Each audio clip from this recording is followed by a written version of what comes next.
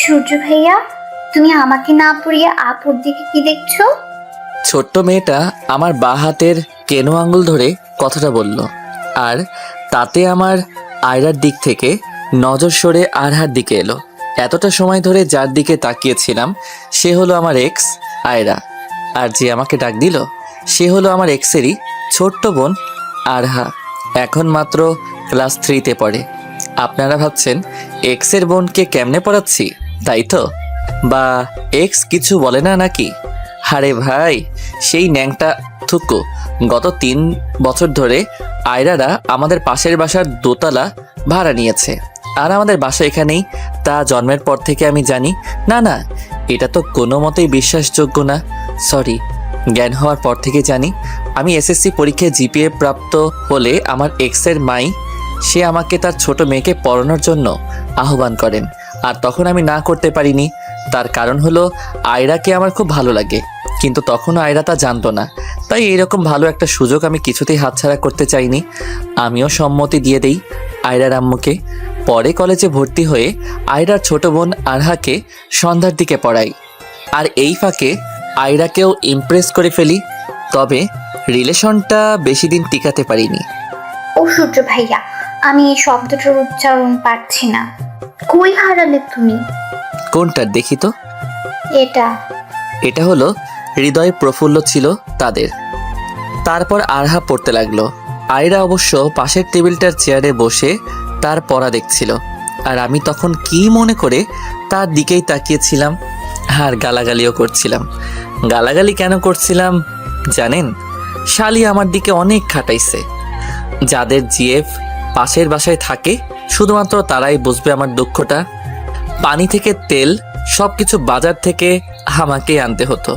Breakup করে এক প্রকার মানসিক চাপ থেকে বাঁচছি। কারো মুখে কোনো কথাই নেই। আহা, কি শান্তি। যারা পাশের বাসা বা একই পাড়াতে রিলেশনে আছেন, আমি তাদেরকে একটাই উপদেশ দিব যে আজই ব্রেকআপ করে ফেলুন।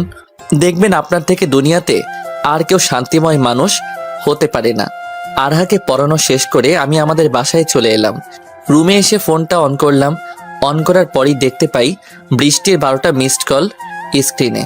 তাই আমি বৃষ্টিকে কল ব্যাক করলাম না, বরং মোবাইলটা বিছানার উপর ফেলে দিয়ে শার্টটা খুলে বাথরুমে গেলাম।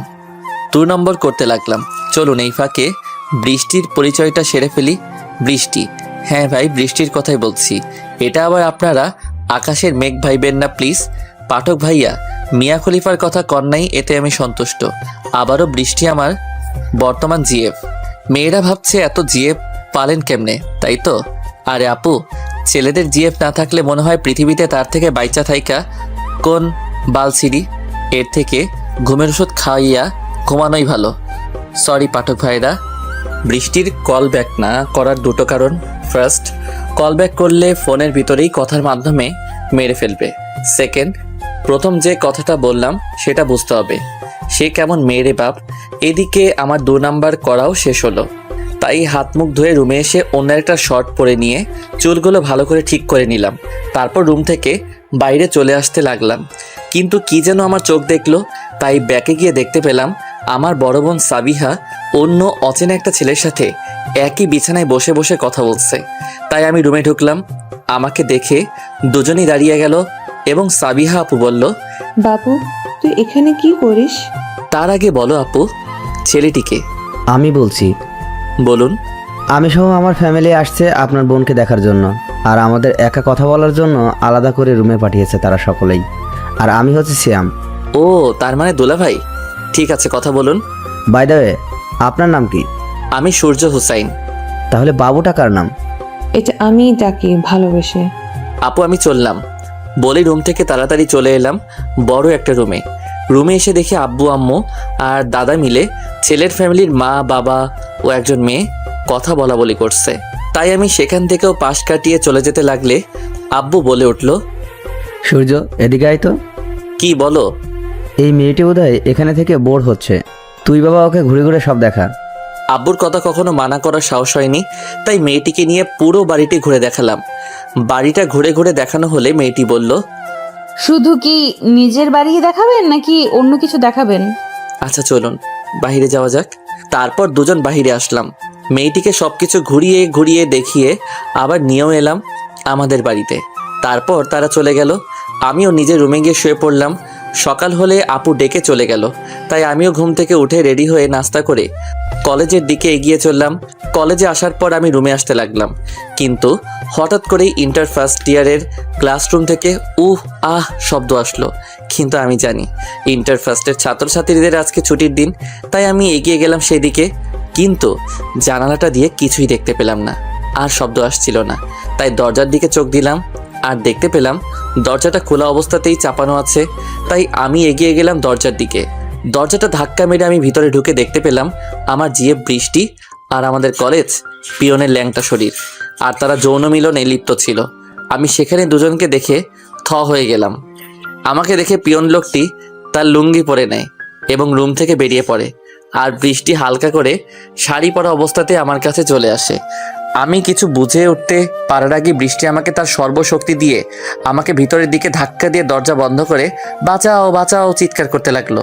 আমিও বুঝতে পারলাম আমি নিশ্চিত গল্পের মতো ধর্ষক করবে, তাই আমি বৃষ্টির মুখ চেপে ধরে দিলাম ফ্লোরে, আর আমি ক্লাসরুমের দরজাটা খুলে ফেললাম। আর দেখতে পেলাম আমাদের সহ আরও ডিপার্টমেন্টের সকল ছাত্রছাত্রী রুমের বাইরে অপেক্ষা করছে, আর তার সাথে পিয়ন বুড়া লোকটাও আছে।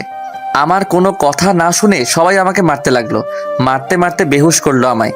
হুঁশ ফিরলে দেখতে পাই আমি হসপিটালের বেডে শুয়ে আছি, আর আমার পাশে বৃষ্টি। বৃষ্টিকে দেখে আমার মাথার ব্যথাটা কট করে জেগে উঠলো। তখন বলল, তোমার পরিবার আসছে তোমাকে দেখতে। আমি কোনো কথা বললাম না। তাই বৃষ্টি রুম থেকে বেরিয়ে সবাইকে ডাকতে চলে গেল, আর আমাকে এই ফাঁকে অন্য আরেকটা দরজাটা দিয়ে আমারই বন্ধু আসিফ এসে আমাকে কাঁধে করে তুলে বেরিয়ে পড়লো সেই দরজাটা দিয়ে। বৃষ্টি সবাইকে ডেকে এনে দেখলো রুম আর পেট দুটোই খালি। সবাই পাগলের মতো খুঁজতে লাগলো রুমে, কিন্তু পেল না কাউকে। আরে আমি সেখানে থাকলে তো পাবে নাকি? আর আমাকে তো আসিফ কাঁধে করে নিয়ে বেরিয়ে পড়েছে সেখান থেকে।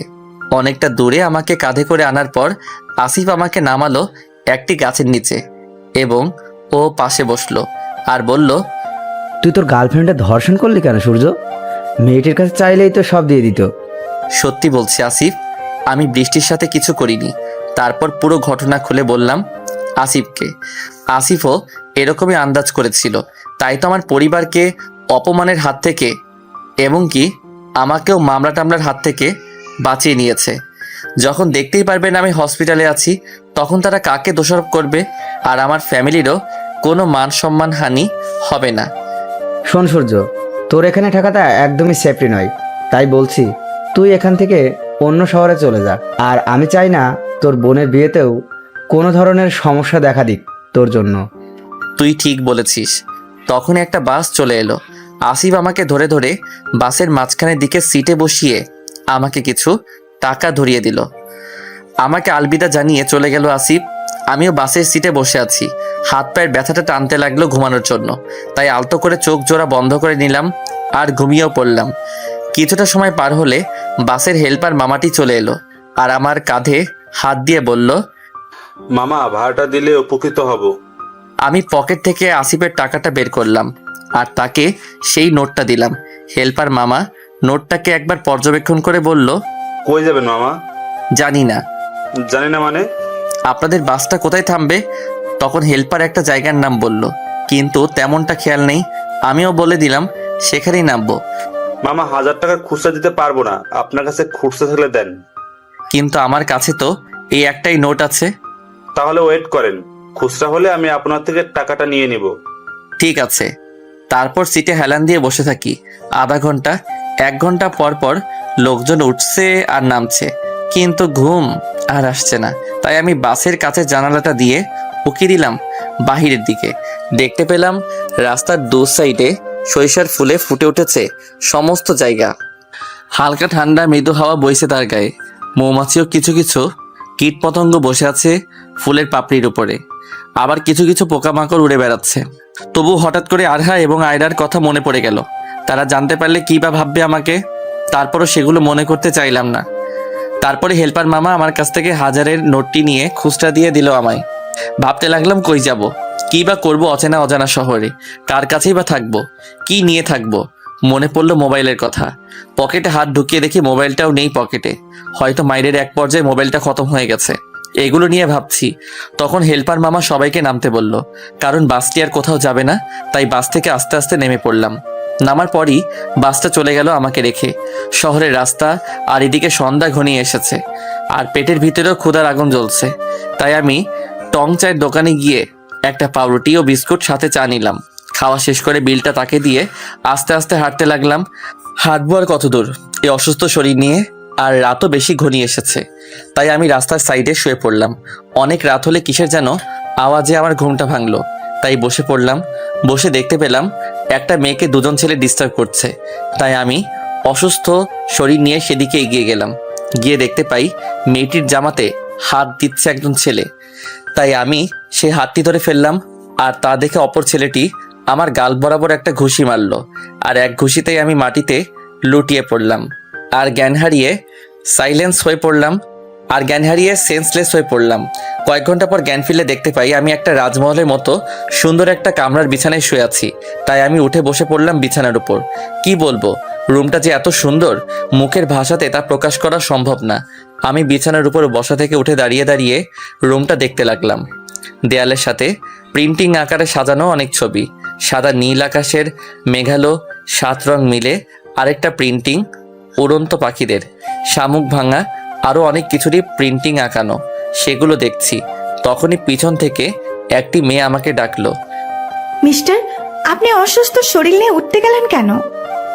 আমি পিছন ফিরে দেখি গতকালের রাতের সেই মেয়েটিকে দেখার পর গতকালকে রাতের সমস্ত কথা মনে পড়ে গেল। তাই আমি মেয়েটিকে ভালো মতো দেখে বললাম, আপনি কি ঠিক আছেন? আমি ঠিকঠাক আছি। আপনি কি বলেন তো? আমাকে ছেলেদের হাত থেকে রক্ষা করতে এসে নিজেই এক খুশিতে মরে গেলেন, সরি অজ্ঞান হলেন। আমি খুবই অসুস্থ ছিলাম তখন। ডাক্তারও তাই বলেছেন। আর আপনাকে ধন্যবাদ। আপনি না থাকলে কালকে কি হতো নিজেও জানি না। আমি তো আপনার জন্য কিছুই করতে পারলাম না, উল্টো আমার আপনাকে ধন্যবাদ দেওয়া উচিত। তা ছেলেগুলো আপনার কোনো ক্ষতি করেনি? আপনি অজ্ঞান হয়ে যাওয়ার পর তারা দুজনে খুব ভয় পায়, আর আমাকে সেই অবস্থাতেই রেখে তারা পালিয়ে যায়। ও আচ্ছা, দরজাটা কোন দিকে? আমি না কিছুই বুঝে উঠতে পারছি না। দরজা দিয়ে কি করবেন? আমার বোধ হয় এখন চলে যাওয়া দরকার। আপনি আগে সুস্থ হন, তারপর চলে যান। এখন গিয়ে শুয়ে থাকুন, এখন অনেক রাত। কিন্তু এত কথা না বাড়িয়ে যা বলছি তাই করুন তো আপনি। মেয়েটির কথায় আমি গিয়ে বিছানার উপর শুয়ে পড়লাম। তখন মেয়েটি এসে বলল, আমি উর্বশী, আপনি? সূর্য হুসাইন। আচ্ছা সূর্য, আপনি এখন রেস্ট নেন, বাকি কথা কালকে হবে। বলেই মেয়েটি চলে গেল। আমিও ঘুমিয়ে পড়লাম। সকালে কিচির মিচির শব্দে ঘুমটা ভেঙে গেল। চোখ খুলে দেখি কাঁচের জানালাটার রডে পাখিরা শব্দ করে খেলা করছে। তাই আমি উঠে ফ্লোরে পা রেখে হাঁটতে হাঁটতে জানালাটার কাছে এসে পৌঁছালাম। জানালার কাছে আসতেই পাখির দলগুলো উড়ে গেল রড থেকে। আমি বাহিরে উকি দিয়ে অবাক হয়ে গেলাম, কারণ আমি দোতলা বিল্ডিংয়ের জানালার কাছে দাঁড়িয়ে আছি, আর নিচে সরিষা ক্ষেত। তাই তো পাখিরা এখানে। জানালাটা দিয়ে উপভোগ করতে লাগলাম সবকিছু। তখনই একটা কাজের মহিলা আসলো রুমে। তাই আমি তার দিকে তাকালাম। তিনি কফির কাপটা বিছানার পাশে ড্রেসিং টেবিলের উপর রেখে আমায় বলল, আপনার কপি। বলেই চলে যেতে লাগলে। আমি বললাম, একটু শুনেন। হ্যাঁ কন, কিছু লাগবো না? না, কিছু লাগবে না, তবে আমি কিছু বুঝতে পারছি না। উর্বশীকে? উর্বশী ম্যাম হলেন আমার ম্যাডামের একমাত্র মেয়ে, আর এই বাড়িটা তারই। মহিলাটি কথাগুলো বলার পরপরই উর্বশী চলে এসে বলল, খালা, আপনি এখন যান। মহিলাটি চলে গেলে আমি উর্বশীকে বললাম, আপনি কে বলেন তো? আমি হলাম এই গোটা রাজ্যের রাজকন্যা। আর আমি হলাম আপনাদের দারোয়ান, তাই তো? এই নিন কফিটা খান, ঠান্ডা হয়ে যাচ্ছে। আমিও নিয়ে নিলাম কফির কাপটা। তখন উর্বশী বলল, কেমন হয়েছে বললেন না তো? বেশ মজাদার ছিল কফিটা। থ্যাঙ্কস। আর সরি। কেন? পরিচয়টাতে মজা করার জন্য। আসলে আমি আমার আম্মুর একমাত্র মেয়ে, তবে আম্মুর ভালোবাসা তেমন পাইনি। কি বলছেন এসব? মা জাতি তার সন্তানকে ভালোবাসবে না, এটা কোনো কথা? এটাই আমার জীবনের কথা। তিনি সবসময় তার ক্লিনিক নিয়ে পড়ে থাকেন, আর এটা সেই ছোটবেলা থেকেই। আদর স্নেহ তেমন পাইনি মায়ের, কারণ তিনি ভাবেন আমাকে পড়াশোনা করালেই আমি হ্যাপি থাকবো। কিন্তু আমি তাকে আমার পাশে চেয়েছি, সেটা আম্মু নিজেও বোঝার চেষ্টা অব্দি কখনো করেনি। আর আপনার আব্বু? তার কথা মুখে আনতে চাই না। কিন্তু কি হয়েছে বললেন না তো? এই প্রসঙ্গে আমি আপনার সাথে কথা বলতে চাচ্ছি না এখন। আমার কলেজে লেট হয়ে যাচ্ছে, আমি চললাম। আর হ্যাঁ, আপনি সুস্থ না হওয়া অবধি কোথাও যাবেন না। কথাগুলো বলে আমার হাত থেকে কাপটা নিয়ে চলে গেল সে। আমি বিছানার উপরে গড়াগড়ি করলাম, কিন্তু কিচ্ছু ভালো লাগছে না। নতুন জায়গায় আসলে যা হয় আর কি। কিছুটা সময় পর মহিলাটি নাস্তা দিয়ে চলে গেল। আমিও উঠে বসে নাস্তা করে নিলাম। নাস্তা শেষ করে আমি দরজাটা দিয়ে বেরিয়ে পড়লাম। আর দেখলাম একটা রাজপ্রাসাদের মতো তাদের বাসা। একতলা দোতলা সেটিং করা, তাও আবার একই সাথে, আর দুপাশে দুটি সিঁড়ি। তাই আমি সিঁড়ি বেয়ে নিচে চলে এলাম। নিচে এসে দেখি মহিলাটি টেবিল সাফ করছে। তাই আমি মূল ফটকের দরজাটা দিয়ে বাইরে চলে এলাম। বাইরে এসে দেখি গোলাপ ফুলের সমারোহ সামনের দিকে, বাড়ির পিছনের দিকে সরিষা ফুলের সমারোহ, আর সামনের দিকে গোলাপ ফুলের। তাই আমি এগিয়ে গেলাম। এগিয়ে গিয়ে পিছন ফিরে দেখি বাড়িটাকে দেখতে জমিদার পরিবারের বাড়ি বলেই বোঝাচ্ছে। আমি পিছন দিকে সরে যাচ্ছি, আর হঠাৎ করে কিসের সাথে যেন ধাক্কা খেলাম। পিছন ফিরে দেখতে পাই একজন মধ্যবয়স্কী লোক, আর তার হাতে গাড়ির চাবি। তখন তিনি বললেন, তুমি ঠিক আছো তো? আমি ঠিকই আছি, আমার আবার কি হবে? না, গতকালকে উর্বশী ম্যামের সাথে তোমায় অজ্ঞান অবস্থায় দেখতে পেয়েছিলাম, তাই জিজ্ঞেস করলাম। ও আচ্ছা, আপনি এখানে কত বছর ধরে আছেন? বেশ কয়েক বছর। কিন্তু কেন? উর্বশীর আব্বুর ব্যাপারে কিছু জানেন আপনি? না, মাত্র 3 বছর ধরে আমি এখানে। তারপর লোকটির সাথে এটা ওটা কথা বললাম। তারপরও আবারও চলে এলাম সেই রুমে এসে বিছানায় শুয়ে পড়লাম। ঘুমাচ্ছি। অনেকক্ষণ পর বিকালের দিকে উর্বশী মেয়েটি আমায় ডাকলো, তাই আমি উঠে বসলাম। দেখতে পেলাম তার হাতে কিছু শপিংয়ের ব্যাগ। উর্বশী বলল, ঘুমাবেন, ভালো কথা। দুপুরের খাবারটা খাননি? আমিও দেখতে পেলাম খাবার রাখা আছে সেখানে, কিন্তু খালা তো আমায় একবারও ডাকিনি, তাই কিছু বললাম না আমি। সে যাই হোক, এখন আপনি আপনার শার্ট প্যান্ট পাল্টিয়ে আসুন বাথরুম থেকে। বলেই শপিংয়ের ব্যাগগুলো আমার হাতে তুলে দিল সে। কিন্তু আবারও কিন্তু যান বলছি। তাই আমি বসে না থেকে উঠে বাথরুমে চলে গেলাম। শপিংয়ের ব্যাগটাতে দেখতে লাগলাম কি কি আছে। প্রথমে বের হলো শার্ট, নীল সাদা মেলানো। আরেকটা শপিং ব্যাগে দেখতে পেলাম টি শার্ট ও প্যান্ট। অন্যটাই দেখি হাতের ঘড়ি, আর অপরটাই যা দেখতে পেলাম সেটি হলো আন্ডার প্যান্ট। মেয়েরা কেমনে ছেলেদের সেটাও আনতে পারে, আদৌ অজানা। বুকের ভিতর কষ্টের পাহাড় জমে থাকলেও হাসিও আসলো। তখনই উর্বশী বলল, আর কতক্ষণ লাগবে আপনার? আসছি আপু। বলেই দাঁড়িয়ে দাঁড়িয়ে আন্ডার প্যান্টটা দেখে পরে নিলাম। সবকিছুই ফিটফাট হলো। হাতের ঘড়িটাও পরে নিলাম। আর এখন শুধু একটা জিনিসেরই কমতি রয়ে গেল, আর সেটি হলো মোবাইল। থাক আর বলবো না, তাই আমি বাথরুম থেকে বেরিয়ে আসলাম। তখন উর্বশী বলল, অনেক সুন্দর মানাইছে তো আপনারে, পছন্দকার বলতে হবে না? নিশ্চয়ই আপনার। আরে না, কি বলেন, আমি ছেলে মানুষের পোশাক কেমনে কিনবো? উর্বশী মেয়েটির কথায় আমি একটু অবাক হলাম। তাহলে কার পছন্দ হতে পারে? তাই আমি জিজ্ঞেস করলাম, তাহলে কার পছন্দ এগুলো? এইগুলো সবই আমার বিএফ নীলের পছন্দ। আগে বলেননি তো আপনি রিলেশন করেন। আপনি তো আর আমায় জিজ্ঞেস করেননি, তাই আমিও বলার দরকার মনে করিনি। আচ্ছা, আপনি একটু অপেক্ষা করুন, আমি 5 মিনিটের মধ্যে আসছি। তারপর সে আমার রুম থেকে চলে গেল। আমি গিয়ে বিছানার উপর বসলাম। কেমন যেন খারাপ লাগছিল, কিছুই বুঝতে পারছিলাম না। উর্বশী মেয়েটি চলে এলো। সে ড্রেস চেঞ্জ করে আসলো, আমাকে ডেকে নিয়ে নিচে চলে এলো এবং ড্রাইভারকে গাড়ি বের করতে বলল। ড্রাইভার গাড়িটা নিয়ে এলো, কালো গাড়ি। উর্বশী আমাকে বসিয়ে সেও অপর সিটে বসলো। তারপর ড্রাইভার উর্বশীর কথা মতো গাড়ি চালাতে লাগলো, আর একটা উন্নত মানের রেস্টুরেন্টের সামনে এসে গাড়িটা থামাতে বলল। ড্রাইভারও গাড়ি থামালো। সে আমাকে নামতে বলে তিনি নিজেও নেমে পড়ল, আর আমিও নেমে পড়লাম। তারপর সে রেস্টুরেন্টের ভিতরে চলে গেল, সাথে আমিও। দুজনে বসে আছি। উর্বশী অর্ডারের রিসেন্ট দেখে অর্ডার দিল। কিছুটা সময় পার হলে ওয়েটার এসে খাবার দিয়ে গেল। আমরা খাবার খাচ্ছি, তখনই একজন ছেলে এসে বলল, আমাকে রেখেই খাওয়া দাওয়া করছো তাই না? তুমিও বসো। ছেলেটি বসে গেল, আর উর্বশী বলল, তোমায় যার কথা বলেছিলাম সে। ও হাই, আমি নীল। কাটা চামচ দিয়ে খাচ্ছিলাম, তাই হাতে কোনো এঁটো নেই। আমিও হাত বাড়িয়ে দিয়ে, আর আমি হচ্ছি সূর্য হুসাইন। আপনাকে বোধহয় আমি চিনি। কিন্তু আমি তো আপনাকে চিনি না। আপনি কি ফেসবুকে লেখালেখি করেন ভাই? মানে রাইটার? নীল যখন কথাটা বলছিল তখন আমি খাচ্ছিলাম, তাই আমার গলায় কাশি আসলো, আর আমি মুখটা হাত দিয়ে চেপে ধরলাম। না ধরলে মুখের খাবারগুলো নীলের সুন্দর টি শার্টের উপর গিয়ে পড়তো। কি বলছেন ভাই? আমি